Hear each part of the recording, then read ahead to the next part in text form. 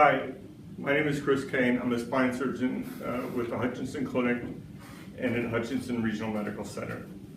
I've been asked to get this talk together so that it's easily distributed and so people can learn about how to examine patients for neurologic status when entering the emergency room and around the time of the spine surgeries. The reason that we're giving this talk is that although people are doing a great job of taking care of patients, the exact nomenclature of how to address neurologic exam of people with potentially injured spines or spinal cords or nerve roots is not clear to everybody. And we would like to develop a system that is easily pass onable from one person to the next and which relays exactly where the patient is at any given time. It's actually essential that this be done in the operative patient in the preoperative area, and then in the postoperative area, and then on the floor once the patient is through the postoperative area. For emergency room patients, I think it's essential that if a patient has a complaint of lower extremity pain or weakness or upper extremity pain or weakness or clumsiness, that a meticulous neurologic exam be done and documented. And the reason we're doing this is so that if there's any change in the exams, we can be aware of it and know that the patient has somehow decreased their neurologic state. In the surgical patient, in the spine surgical patient, there are some patients who present to me with neurologic deficits, and we're taking them into surgery with known neurologic deficits. That's the sort of thing that has to be observed when they get to the hospital and carefully documented. There are some patients, rarely thank goodness, that develop neurologic deficits after surgery, and that has to be documented immediately. And then if there's a change in neurologic status, the surgeon has to be contacted immediately. The same thing is true with patients who present to the emergency room or to the floor. Some patients present with known neurologic deficits, and if you noted at presentation, we know where the patient is at presentation. If these diminish through the hospital stay for whatever reason, then if we know how to do a neurologic exam and can relay that information on in a way that is understandable by anybody receiving the information, we then know that the exam has changed, the neurologic status has changed, and if something has to be done, we can proceed immediately rather than the next morning perhaps when the doctor sees them or what have you. This is not just a thing for physicians, it's not just a thing for mid-care, mid-levels, it's for nursing staff, more especially honestly, because you guys take care of the patients post-operatively. I'm not here examining my patients every hour for 4 hours, and every 2 hours for 4 hours, and every 4 hours for 4 hours. You are. And you're the ones that will pick up a change in status before I will, and then can contact me if need be, if there are changes. So, before we proceed, you have to understand that really bad things can happen if a neurologic change is not noted. I am familiar with the case where a patient was admitted to the emergency room with the complaint of, I can't walk.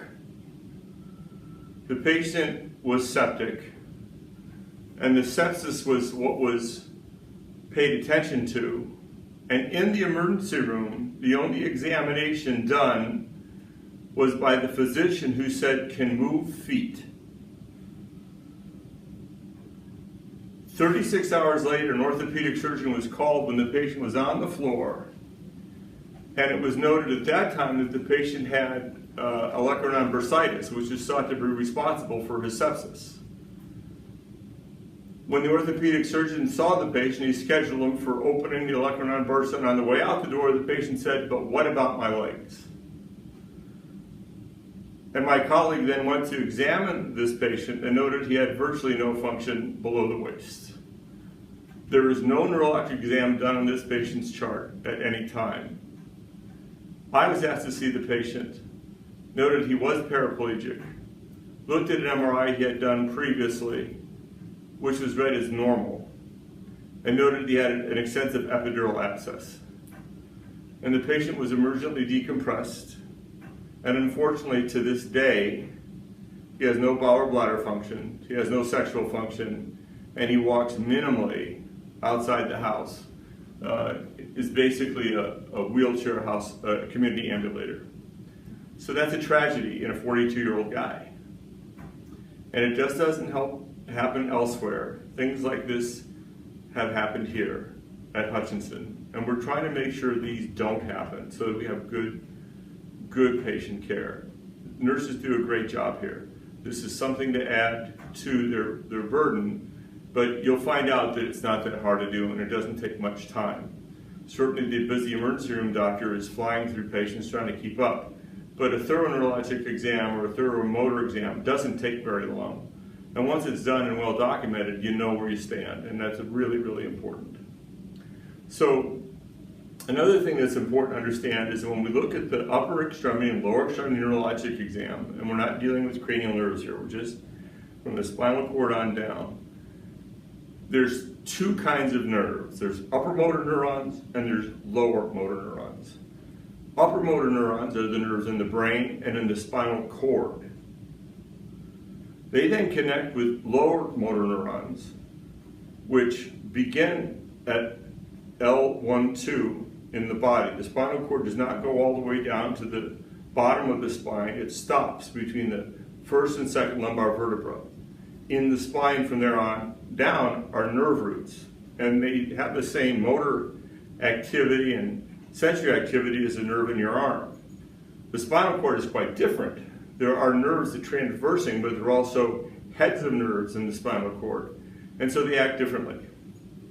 So you have to understand that one of the major things that the spinal cord does is to modulate neural activity. So if one has a reflex, for instance, you hit your kneecap and you get a knee jerk, the way that works is that the tendon in the knee receives a signal. That signal is shot up through a nerve to the spinal cord. And in the spinal cord, another nerve is activated by the one coming up to it and tells the muscle attached to that structure, the quadriceps muscle, to suddenly contract. And that's why you get a reflex. But the other thing that happens is that there is another impulse that goes up the spinal cord to the brain and back down again, which says, stop. And so if the spinal cord is injured and you're examining the function of the muscles distal to the injury of the spinal cord, they will not work when the brain talks to them because there's no signals getting across the spinal cord. But if you do a reflex on them, they will actually have increased reflexes because there's no impulse coming back from the brain telling it to stop. So those people develop tetany, they get clonus, and they get hyperreflexic. When it's in the hands, you get Holman signs and some other things that are an indication that the spinal cord is involved and not just the nerve root. Now, it's very possible if you injure the neck to have both spinal cord problems and nerve root problems. And so you have to know that that's possible. So lower motor neurons are the ones that we look at almost entirely in the lumbar spine. We also look at them in the neck after they've exited the spinal cord. If you injure a lower motor neuron, it simply quits working. And if there's pressure on it, it can cause pain. It can cause numbness. It can cause tingling. And if the pressure is enough or the trauma is enough, it simply stops working. Now, if the lower motor neuron doesn't work, that doesn't mean it'll never work again, but it just means it's not working at that time. There are some surgeries I do where there's a small percentage of chances where the femoral nerve doesn't work for a while after the surgery. It always comes back, but we have to know what's going on so we can document that, take care of the patient, and know how to treat them afterwards. So lower motor neurons, if they don't work, you get numbness, you can get tingling because they have pressure on them, you can get pain, and you have motor weakness. Upper motor neurons, you'll also get weakness, but you also get spasticity. You can have increased reflexes rather than no reflexes, and that's important to understand that. So the other question is then what can happen after a surgery that you're so worried about the exam changing? Well, why should we worry afterwards? So if they're okay in the recovery room, they're going to be okay 2 days later, right? Not the case. There are some things that happen in the surgical period that can cause profound changes in neurologic function that have to be addressed emergently. One of the things that I worry about all the time is something called an epidural abscess. I'm sorry, an epidural hematoma. An epidural hematoma implies that blood is oozing, which it does after surgery, and can ooze into the spinal column itself. When you have blood filling the spinal column, that's an enclosed space. And if you're oozing into an enclosed space, you're going to increase the pressure of that enclosed space. That in turn puts pressure on the nerves, and the nerves can quit functioning. How bad that can be? I've seen patients who are completely paralyzed 2 days after a surgery, and that happened in 4 or 5 hours as a result of an epidural hematoma. I had a fellow I did a simple laminectomy discectomy on many, many years ago who was perfectly fine post-operatively. And then 6 hours later, I was called by the nursing staff, and they said he had both of his legs are numb, and he can't feel his privates, and he's really weak.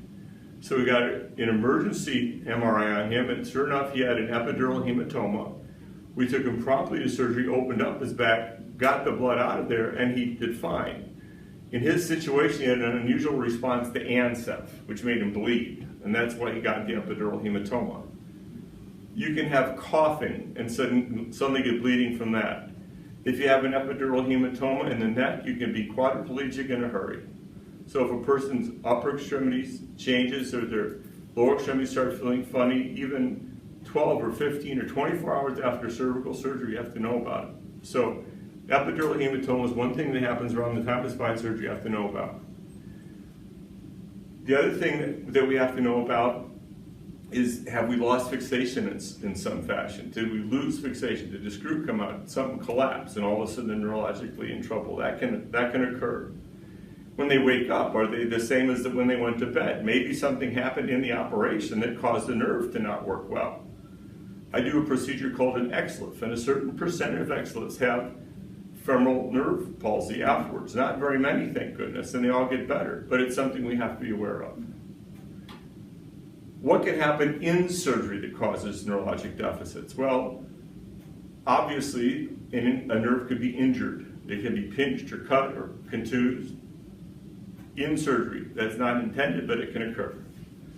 A screw can be put in that's too close to a nerve or puts pressure on the nerve. That can occur. A retractor that can be put in, and the retractor is put in properly, but the nerve just can't take the pressure it got, and it can get weak. So all these things can happen in the operating room that we have to be aware of, and we have to document how they're doing afterwards. And then finally, positioning the patient alone can cause neurologic consequences. When we do lumbar surgeries, we know that we put the patient on their stomach with their arms out to the side. And this position can be very dangerous. And sometimes you can get neurologic deficits of the hand or the arms as a result of the stretch of the brachial plexus or the ulnar nerve afterwards. And you have to document that in the recovery room. If it happened when they wake up, we knew it happened in surgery, we reassure the patient they'll probably get better, but we have to know it happened. If it starts happening 5 days after surgery, then we have to think all kinds of other things. That would be very rare indeed. So how do we do it? When do we do it? Well, let's talk about the operating room. Every single spine patient that enters the preoperative area needs to have a neurologic examination done of their upper and lower extremities before they're given sedation. And that has to be meticulously documented.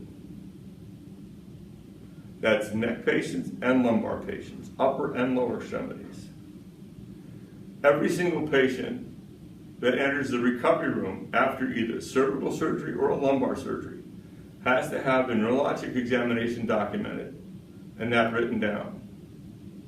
If there is weakness before surgery of any kind that was not noted in the history and physical, then the surgeon has to be called immediately.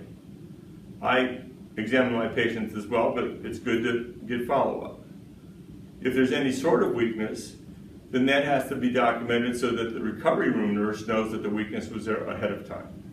It's really key.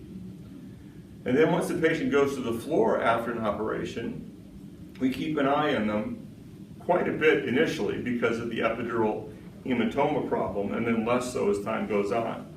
So we ask that you do examinations about every hour on the hour for 4 times, and every 2 hours for 4 times, and every 4 hours for 4 times, then Q shift. So lots initially, and then not much as they're sort of out the immediate perioperative period.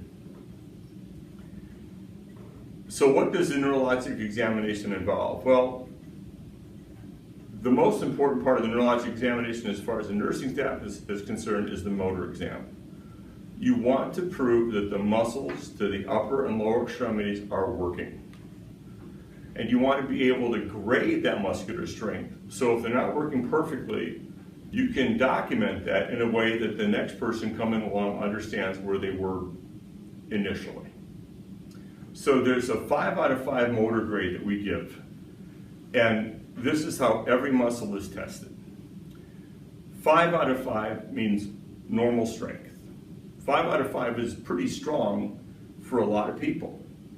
Believe it or not, if you're a little old lady and you extend your quadriceps, most people won't be able to bend the quadricep, won't be able to bend the knee. If a little old lady dorsiflexes her foot, most people will have a hard time bringing that foot down. If a little old lady plantar flexes her foot, you're going to have a heck of a time bringing that foot up.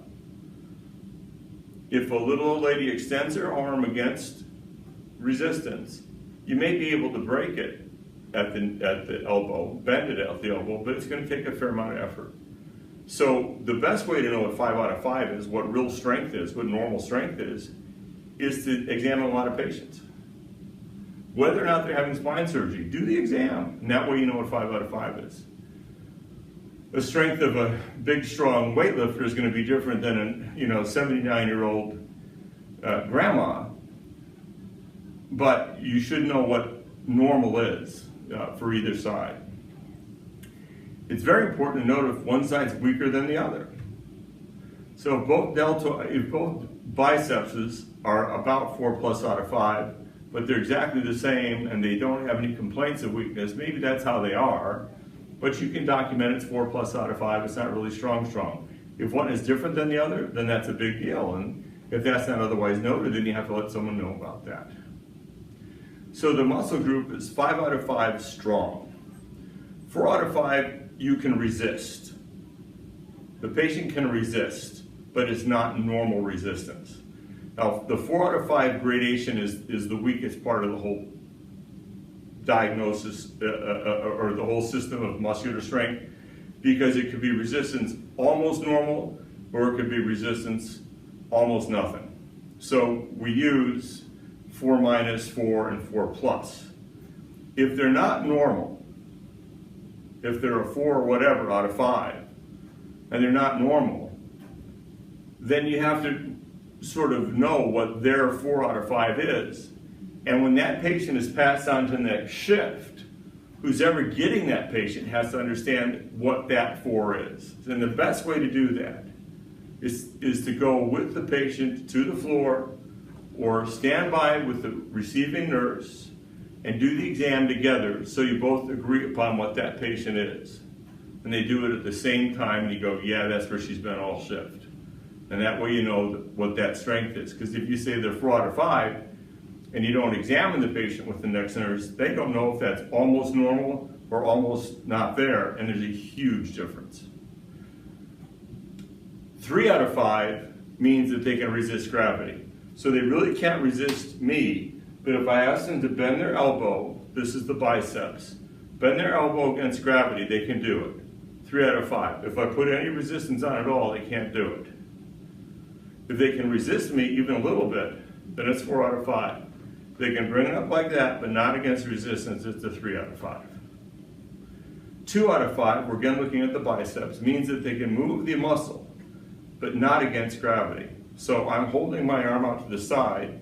The biceps and the lower arm are not resisting gravity here, but I am moving the arm. So they can move it, but not against gravity. 1 out of 5 means there's a flicker. You can see it move. You can see the elbow jerk a little bit. There's a little flicker or something there, but it's not enough to cause motion. And then 0 out of 5 means there's nothing. Move the arm and there's nothing going on. So again, 5 out of 5 is normal. 4 out of 5 is weaker than normal resistance. 3 out of 5 is movement against gravity. 2 out of 5 is movement but not against gravity. 1 out of 5 is a flicker but no real movement. And 0 out of 5 is no flicker. It's a very standard exam. We now have distributed in the hospital forms that you can fill out very easily and mark that down. And all you have to do is put 4 or 5, 5, 5, 5, 5, 5, and it's very easy to fill out. Okay, so that's key. Another part of the neurologic exam is Eccentric Exam, which is not as important really, but it needs to be done, at least briefly. And all I ask that we do is you scratch their arm, and if they can feel that, that's close enough. If they say, I can't feel that, then you document where it is. And if there's a change, they could feel it before, now they can't, you need to call someone, okay? You have to call someone. And then there's other parts of the neurologic exam which I don't expect you to do. Reflexes, I don't care about. You don't have to do reflexes on anybody. A rectal exam is a very important part of the neck and below neurologic exam. But I don't expect people to do rectal exams on everybody unless, you know, they're having specific problems, and then I would probably end up doing the rectal exam just to know. So if a patient says, I can't feel my catheter, or I can't feel my privates, and I don't know when I'm peeing, that requires a rectal exam because you don't know if the bowel and bladder function is compromised or not. And then we have to make sure that those things are all working well.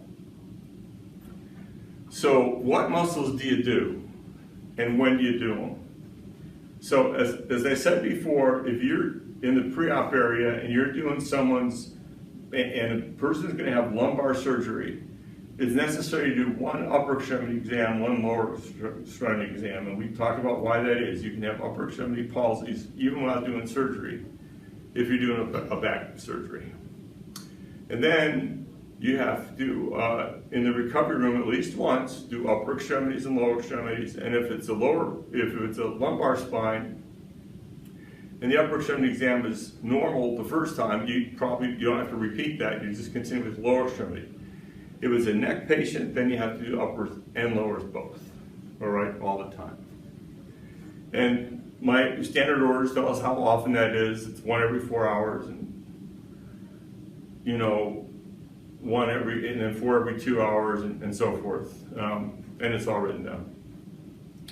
So the muscles that you do are as follows in the upper extremities. It's very simple. The deltoids, which brings your arms up. The biceps, which flexes the elbows. The triceps, which extend the elbows, right? The wrist dorsiflexors, which brings the wrist up. The wrist plantar flexors, which brings the wrist down.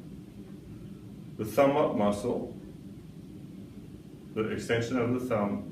Interosseous muscle, which is how well they can resist putting the fingers apart, and then grip. Have them grip and see how strong the grip is. So it's deltoid, biceps, triceps, wrist dorsiflexors, wrist plantar flexors in the osseous and grip and EHL. That's it. And how long does that take? It doesn't take very long. Let me show you what this looks like real quickly. So what we're going to do is have one of our colleagues here be our test dummy. Just sit up here for me. So, this is how you doing. Hi. Hi. I'm Dr. Kain. Nice to meet you. Yeah, glad you remember me from research. You can do operation on you, so I just want to check your nerves, make sure everything's working today, okay? So do you have any numbness anywhere? No. If I scratch you, do you feel that normally? I do. Okay, no problems there at all, okay? So I want you to show me how strong you are, okay? Bring your arms up to the side as hard as you can. Don't let me bend them down. Great. Now make a muscle like Popeye. Pull as hard as you can. Perfect. Now push away from me as hard as you can. Now make a muscle like Popeye. Now push away from me as hard as you can. Great. Bring your wrist back just like me. Don't let me push them down. Now bring your wrist down and don't let me push them up. Hold them down. Good. Fingers apart as hard as you can. Now bring your thumb up in the air as hard as you can. Excellent. And squeeze me as hard as you can. Great. Nice job. Everything's fine. Now, let me ask you a question. Did we rehearse that? No. No. We never did that before, and it took under a minute. Okay? So you did a thorough muscle exam of the upper extremities in 1 minute or less. It's 30 seconds. It doesn't take very long at all. So this does not take a ton of time. The way you do the lower extremities is similar. Now, if the patient's sitting, it's pretty quick. So we do the hip flexors, the knee extensors, the dorsiflexors of the foot, the plantar flexors of the foot, the everters, the inverters, and the glutes if you can, okay? So in the seated patient, all you do is like this. Hey, how you doing? So I want to see how strong you are today, okay? So the first thing I want you to do is bring your knee up as high as you can. That's the hip flexors. Bring your knee up. Good. Now straighten out this leg as far as you can. Don't let me bend it. That's great. Straighten out. Perfect. Now let me have this foot. You bring it as high as you can. Good. Bring your big toe up as high as you can. Perfect. Now bring your foot out to the side. Bring it inside and push down. Perfect. Same over here. Straighten her out. Bring your foot up. Bring your big toe up. Bring it in. Bring it out. Excellent. Can you feel me okay? Yes. No problems. Okay, now bring your legs to the outside as hard as you can, and bring them inside as hard as you can, and push down as hard as you can, and push down as hard as you can. Good. Everything looks perfect. And that's how you do a lower exam. Again, it took way less than 30 seconds to do that. And now I know that their muscles, upper and lower, are completely normal. And everyone can go, that's great. It actually takes a little bit longer to document it by writing 5s, but you do have to do that. Now, if you're on the floor, right, and you have a patient, you have to do an exam every hour on the hour, I'm okay with you writing 5, 5, 5, 5, 5 the first time you do it, just to prove that you did it. And then every time you do it afterwards, you can just put 5 and draw a line all the way across to prove that it's 5 out of 5. But if there's any change, you have to document that change. All right, this is key. It's really important. I want to be able to walk in the morning, look at the chart, know that the neurologic exam has been done as it should be done, and know exactly what the numbers are. All right? So what do you do if something changes or is different? Well, number one, if you don't see symmetry in exam or something feels weak, the first thing you do is say, was this there before or not? So if the nurse before said, yeah, it was weak, then we know there's no change. If it says on the history and physical, dorsiflexor weakness, right lower extremity noted, 4 out of 4, and you go, okay, that was there ahead of time. You don't have to tell anybody about that. It's been there for a while. If you think it's getting weaker, then there's a change. You got to tell someone. If there's a change that hasn't been documented before, then you got to tell someone what to change. Anything that you think is a change is a change. Now you got to understand, if they just start complaining of severe numbness, and they don't have weakness yet, that's important. If you get an epidural hematoma, the first thing they might feel is a sense of numbness around their buttocks. Their legs may work okay, but their buttocks feel numb. Their genitalia feel numb. That's a big deal. and you got to call someone right away. And then we examine them and see if the rectal's okay, and if there's any question, we get an MRI, make sure they're not getting a collection of blood around the spinal column or nerve roots that's causing compression. There was one thing about the post-operative patient that I think is really important to note, and unfortunately this has been an issue intermittently. So if I come in the morning, examine a patient, and they don't have a Foley in place, and I usually take Foleys out of patients after surgery, and I come to the patients and I ask them, well, how you doing? They say, I'm great. I say, well, you peeing okay? He says, oh my goodness, I'm peeing every 10 minutes.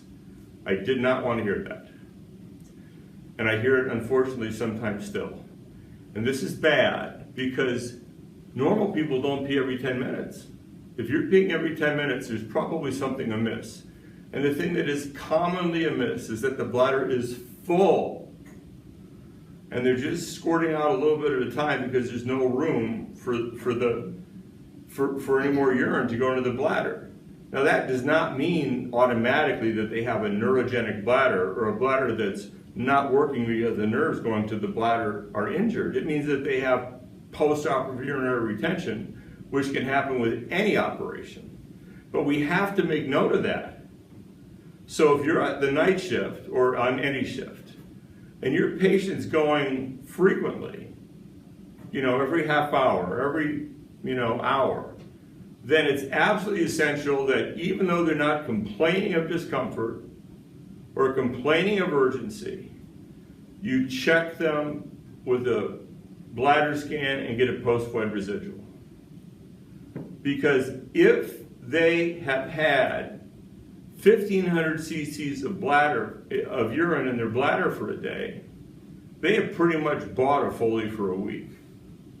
And that's very avoidable. If they have a PVR of 300, you straight cath them. If they do that 3 times, then you put in a catheter.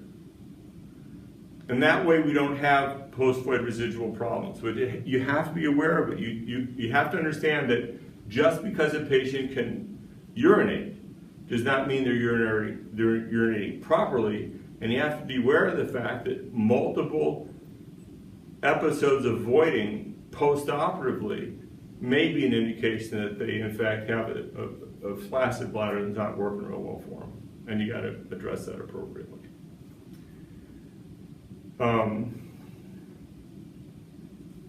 That's really all I have. I appreciate you guys watching this thing, and hope it helps you take care of our patients better.